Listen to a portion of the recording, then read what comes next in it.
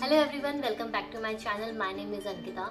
सो जैसे कि आपने थंबनेल से पता लगा लिया होगा कि इस वीडियो में हम बात करने वाले हैं कि अगर आप एक इंटर्नशिप सीएस इंटर्नशिप के लिए जा रहे हो तो आपको किस तरीके के क्वेश्चन पूछे जाते हैं और आपको वहाँ कैसे आंसर करना है।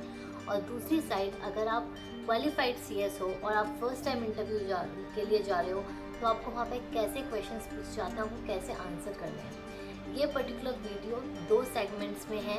फर्स्ट, मैं आपको बताऊंगी क्या एक क्राइटेरिया होना चाहिए और किस तरीके से आपको आंसर करने चाहिए, ठीक है। और सेकंड, अपना साथ में एक्सपीरियंस शेयर करूंगी कि जब मैंने इंटरव्यू दिया था तो किस तरीके से क्वेश्चंस पूछे गए थे और मैंने आंसर्स किस तरीके से दिए थे, ठीक है। बट आगे बढ़ने से पहले please do subscribe, like and share this video ताकि मैं ऐसी वीडियोस और आप लोगों के लिए लाती रहूँ, ठीक है। सो अब स्टार्ट करते हैं। तो सबसे पहले जो आपको ध्यान रखना है वो है अपनी कॉन्सेप्चुअल क्लैरिटी किस चीज़ की? आपकी कंपनी लॉ की, ठीक है, आपकी टैक्स की। जो बेसिक चीज़ें हैं, डिफ्रेंशिएट करना या कैसे करना। अब जैसे फॉर एग्जांपल मैं आपको देती हूँ कि अगर आपसे पूछा कि कंपनीज एक्ट कब आया था, क्या नहीं आया था और किस तरीके से वो एप्लीकेबल है उस पर्टिकुलर कंपनी में, जिस कंपनी में आप इंटरव्यू देने जा रहे हो। फॉर एग्जांपल, अगर आपकी पब्लिक कंपनी है तो उसके कंप्लाइंसेस कैसे होंगे और आपको उसके अकॉर्डिंग किस चीज़ का ध्यान रखना है, ठीक है। तो सबसे पहले what you have to do is you have to mug up all the relevant information. जितनी भी आपकी इन्फॉर्मेशन उस कंपनी के लिए रेलेवेंट है आप उसको पढ़ के जाओगे इंटरव्यू से पहले। क्योंकि खासकर जो एक क्वेश्चन होता है और जो ये मिथ होता है कि कंपनी लॉ अगर है, आप सीएस हो बाय प्रोफेशन हो, ठीक है, क्वेश्चन आपको इंटरव्यू में कैसे भी पूछा जा सकता है। बट आपको क्या ध्यान रखना है स्मार्ट वे में कि जिस पर्टिकुलर कंपनी में आप जा रहे हो उसके रिलेवेंट प्रोविजंस क्या हैं। फॉर एग्जांपल, अब मैं आपको अपना एग्जांपल देती हूँ। मैंने निधि कंपनी में अप्लाई किया था, ठीक है।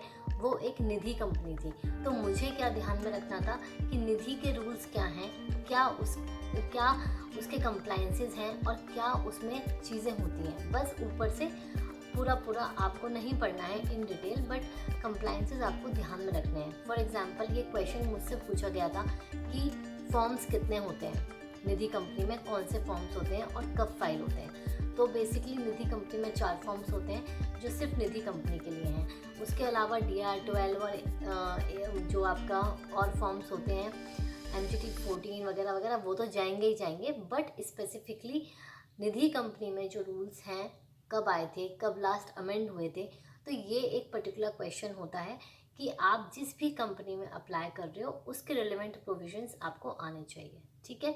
तो ये पहली चीज़ थी जो आपको जाने से पहले प्रिपेयर करना है। सेकंड चीज़, देखो मुझसे पर्सनली क्या था, 2-3 क्वेश्चंस पूछे थे related to law, related to my profession, ठीक है। जैसे कि कंपनी लॉ से रिलेटेड या फिर एक टैक्स का क्वेश्चन पूछा था। और क्योंकि निधि कंपनी जो है बेसिकली वो लोन्स और इन सब में होती है, तो टैक्स से रिलेटेड एक क्वेश्चन पूछा था।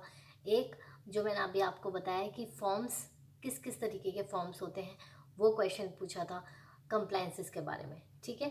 और जनरल क्वेश्चंस होते हैं जिसमें बच्चे कंफ्यूज होते हैं, क्योंकि हर एक प्लेटफॉर्म पे, यूट्यूब प्लेटफॉर्म पे जब भी आप देखोगे हाउ टू क्रैक इंटरव्यू, उसमें 2-3 चीज़ें ऐसी होती हैं। जैसे सबसे पहले, tell me about your self, आपको अपना इंट्रो देना होता है, ठीक है। मुझसे पर्सनली ये चीज़ नहीं पूछी थी, बिकॉज डिपेंड करता है आप कितने इंटेंस कंपनी में जा रहे हो या कितने उसमें जा रहे हो, वो वेरी करता है। कहीं कहीं जैसे फॉर्म्स में मैंने फॉर एग्जांपल अपना इन फॉर्म्स में दिया था जब इंटरव्यू इंटर्नशिप के लिए, तो कोई भी क्वेश्चन नहीं पूछा था, बिकॉज सबको पता है कि इंटर्नशिप में ही बच्चा धीरे धीरे सीखता है। तो बस रिज्यूमे देखते हैं और कहते हैं बस ठीक है कल से आ जाओ। क्वेश्चंस कोई भी नहीं पूछता। पर्सनली मुझे जिस फॉर्म में मैंने किया था, मैंने दिल्ली VS एसोसिएट्स में काम किया है और वहाँ मेरा ऐसा कोई इंटरव्यू नहीं हुआ था, ठीक है। बट हाँ, एक होता है जैसे नॉर्मली स्टाइपेंड आपको इतना मिलेगा, ये होता है, वो तो टर्म्स एंड कंडीशंस होती हैं, ठीक है। तो सबसे पहले मैंने आपको क्या बताया कि कंपनी से रिलेटेड क्वेश्चन पूछा, फिर टैक्स से रिलेटेड क्वेश्चन पूछा, और जो थर्ड क्वेश्चन पूछा था वो भी कंपनी लॉ का ही था। Differentiate between the Nidhi company and other types of company like chit fund company जो होती है। एक बेसिक क्वेश्चन मुझसे ये पूछा था। तो 3 क्वेश्चंस मुझसे पूछे थे related to my profession, related to my knowledge, कि ये सब क्या थे, और ये मैं पहले से ही प्रिपेयर करके गई थी। सेकंड मतलब फोर्थ क्वेश्चन, जो फिर नेक्स्ट क्वेश्चन मुझसे पूछा था वो था मेरी एक्सपेक्टेड सैलरी, मेरी एक्सपेक्टेशंस क्या हैं सैलरी को लेकर। तो देखो इसमें आपको 2 चीज़ें ध्यान रखनी है। सबसे पहले कभी भी अपना अमाउंट डिस्क्लोज मत करना, ठीक है, कि वो एक्सपेक्टिंग दिस और टू दिस। इसमें मैंने एक गलती और करी थी। एक बार एक फर्म में मैंने इंटरव्यू दिया था, तो उन्होंने मुझसे पूछा था कि आपकी रिक्वायरमेंट क्या है, तो मैंने अपना स्केल बता दिया था, दैट इज़ बिटवीन 40 to 50 के बीच में बता दिया था। तो वहाँ से फिर मुझे कॉल बैक नहीं आया, ठीक है। ये बस एक कॉन्वर्सेशन हुई थी, वो टेलीफोनिक कॉन्वर्सेशन हुई थी, उसमें मैंने अपनी जब एक्सपेक्टेशंस बताई, क्योंकि वो फर्म थी, तो वहाँ से मुझे कॉल बैक नहीं आया। तो आपको ये चीज़ नहीं करनी है, चाहे आप कंपनी में जा रहे हो या फर्म में जा रहे हो, और वो डिपेंड करता है कंपनी टू कंपनी। मैंने वहाँ पे ये देखा कि हाँ ठीक है, अपने आप में बताती, मैंने बोला एज़ पर इंडस्ट्री नॉर्म्स, जो भी आपका चल रहा होगा उसके हिसाब से best in industry norms, best industry norms के अकॉर्डिंग आप मुझे बता दीजिए, ठीक है। तो एक तो हमारा जो नेक्स्ट क्वेश्चन था वो था सैलरी से रिलेटेड। देन कि अब सैलरी के बाद जो नेक्स्ट क्वेश्चन आता है वो होता है रीलोकेशन का, रीलोकेट कर सकते हो कि नहीं कर सकते हो। अब ये भी वहाँ मैटर करता है जब आप ऑब्वियसली किसी और सिटी में अप्लाई कर रहे हो, ठीक है, तो उसके अकॉर्डिंग आप आंसर करोगे हाँ रीलोकेट कर सकते हो नहीं कर सकते हो। अभी तो वैसे भी पैंडेमिक सिचुएशन चल रही है, तो सिनेरियो बिल्कुल डिफरेंट हो चुका है। मेरे केस में क्या था कि मेरी जो जॉब थी वो मेरी ही सिटी में थी, तो ऐसा कोई सीन नहीं था। बस उन्होंने ये बोला था कि भाई आपको 9 to 5 पूरा अच्छे से आना है, और लीव्स वीव्स के बारे में बताया था, ये सब बताया था, तो ठीक है। तो मैंने अपना ये पर्सनल एक्सपीरियंस आप लोगों के साथ शेयर किया है। बट एट द एंड मैं आपको ये बताना चाहूँगी कि एक तो सैलरी वाला जो चीज़ होती है, तो आप कभी भी डिस्क्लोज़ मत करो अपना अमाउंट, ठीक है, क्योंकि वो क्या होता है ना कि अगर 1% वो आपको ज़्यादा देना ऑफ़र कर रहे हैं और आपने ज़्यादा बता दिया, तो वहाँ पे गड़बड़ हो सकती है। बाद में आप नेगोशिएट कर सकते हो, बट क्योंकि मैंने भी नेगोशिएट किया था, they were offering me less than what I expected. So बाद में नेगोशिएट करके हम थोड़े से म्यूचुअल उस पर आ गए थे, नेगोशिएट करके म्यूचुअल उस पर आ गए थे। सो इस तरीके से आप कर सकते हो, ठीक है। सो ये मेरा एक्सपीरियंस था। देखो स्टार्टिंग में जो, अब एंड में 2-3 टिप्स मैं आपको देना चाहूँगी। अगर आप फ्रेशर हो, ठीक है, तो फ्रेशर में आपको ज़्यादा पे नहीं मिलती है। फ्रेशर में उनका सिर्फ ये होता है कि you have no experience and all something something. आप ये देखो कि वहाँ पे काम कैसा है, आप कितना टाइम वहाँ पे डिवोट कर सकते हो, ठीक है, कितना आपको सीखने को मिल सकता है।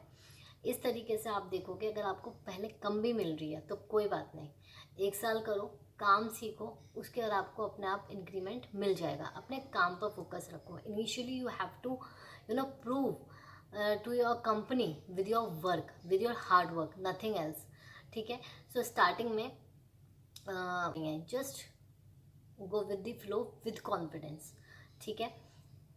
और जो भी आपके टर्म्स एंड कंडीशंस हैं जो भी हैं, आप उनको स्टार्टिंग में ही बोलो कि आप कितने आवर्स काम कर सकते हो, क्या कर सकते हो, कैसे कर सकते हो, सब कुछ। अपनी वैल्यू बनाना सीखो, सबसे इम्पॉर्टेंट चीज़। बीइंग कंपनी सेक्रेटरी आजकल जो हो रहा है आप समझ रहे हो, वो चीज़ें नहीं करनी है। क्योंकि इंटर्नशिप में आदत होती है ना। इंटर्नशिप में आदत क्या होती है कि मैम सर आगे पीछे, वो नहीं। अपनी एक रेपो बनाओ, वहाँ पे अपनी एक वैल्यू बनाओ कि हाँ ठीक है, मैं अपना काम अच्छे से करता हूँ, अपने टाइम पे करता हूँ, अब आप मुझसे कुछ बोलने की वो नहीं है, ठीक है। सो इस तरीके से आप इस अप्रोच के साथ करोगे तो आप इंटरव्यू पक्का क्रैक कर पाओगे, ठीक है। और ये मेरा अपना पर्सनल एक्सपीरियंस था। हो सकता है ये स्टैंडर्डाइज ना हो, बट मैंने आपको अपना एक्सपीरियंस बताया है जो आपको हेल्प कर भी सकता है और नहीं भी कर सकता, डिपेंडिंग अपॉन द सिचुएशन, ठीक है। So this is all from my side. Thank you so much, and please अपना पढ़ाई पे ध्यान रखो। अब 10 अगस्त से एग्ज़ाम स्टार्ट होने वाले हैं, और जो कंपनी लॉ का जो मैंने टारगेट दिया है वो भी ऑलमोस्ट अब कंप्लीट होने वाला है, ठीक है। उसका रिस्पांस मुझे अच्छा मिल रहा है, तो कीप गोइंग। एंड आप उसके बाद जब आपका एक 30 डेज़ का टारगेट ख़त्म हो जाएगा, तो आप दोबारा से इसका सेकेंड रिविजन स्टार्ट कर सकते हो, ठीक है। और साथ में आप मुझे जो मैंने आपको ABC एनालिसिस दिए हैं 5 पेपर के, आप वो भी ले सकते हो और उसको भी फॉलो कर सकते हो। अभी टाइम है, अभी इतना नहीं है, 1 मंथ आपके पास है आराम से। तो प्लानर बनाओ, स्ट्रैटेजी बनाओ एंड गो ऑन। ठीक है, so all the very best, stay safe.